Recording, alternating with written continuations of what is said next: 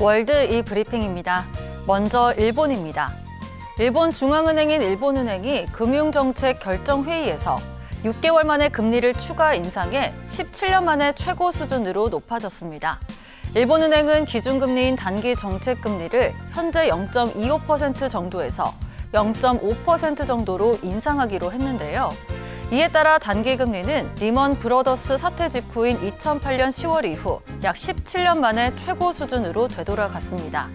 앞서 일본은행은 지난해 3월 기준금리인 단기 정책금리를 17년 만에 올리며 마이너스 금리 정책을 종료했고 작년 7월 금리를 0에서 0.1%에서 0.25% 정도로 올린 바 있는데요.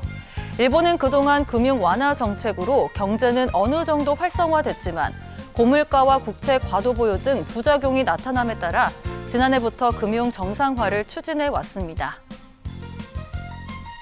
사우디아라비아입니다. 사우디아라비아 빈살만 왕세자가 트럼프 미국 대통령과의 통화에서 향후 4년 동안 미국에 6천억 달러를 투자할 계획이라고 밝혔습니다. 트럼프 대통령은 취임 이후 외국 지도자와 첫 통화로 사우디아라비아 빈살만 왕세자를 선택했는데요. 트럼프 대통령은 일기 행정부에서도 사우디를 첫 해외 방문지로 선택했는데 이 또한 현지 관리들이 미국에 상당한 투자를 약속했기 때문이라고 설명했습니다. 빈살만 왕세자는 이번 통화에서 미국에 6천억 달러를 투자하겠다는 뜻을 밝혔는데요. 사우디 국부펀드는 미국 기업에 큰 지분을 투자하는 한편 스포츠에도 관심을 보이는 것으로 전해졌습니다. 아르헨티나입니다. 세계 최대 곡물 생산지 중 하나인 아르헨티나가 곡물 수출에 대한 세금을 일시적으로 인하할 것이라고 밝혔습니다.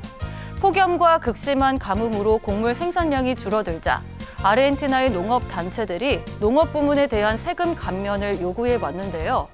결국 당국은 국가 수출을 지탱하는 곡물 분야의 수출세를 6월까지 인하할 것이라고 밝혔습니다. 이에 따라 대두 수출에 대한 관세는 33%에서 26%로 밀과 옥수수에 대한 세율은 12%에서 9.5%로 낮아지게 되는데요. 하비에르 밀레이 아르헨티나 대통령은 자신의 지지층인 농민에게 농축산물 수출 세금을 없애고 국내 농업을 적극적으로 구출하겠다고 약속해 왔습니다. 끝으로 대만입니다. 대만에선 초록 이구아나 개체수 급증으로 농업에 큰 피해가 발생해 정부가 이구아나 사냥을 장려하고 있습니다. 주로 미국에서 서식하는 초식 도마뱀인 초록 이구아나는 한때 반려동물로 인기를 끌기 시작하면서 대만 유입이 늘었는데요. 그런데 주인에게 버림받고 유기되는 경우가 늘면서 야생 개체가 급증했고 결국 생태계 파괴와 작물 피해로 농장에 해를 끼치고 있습니다. 대만 정부는 2013년부터 개체수 조절을 위해 초록 이구아나 사냥을 장려했고 지난해 무려 7만 마리가 붙잡혔는데요. 또 초록 이구아나를 잡아오면 곡식으로 교환하는데 민간 협력 정책도 시행 중입니다.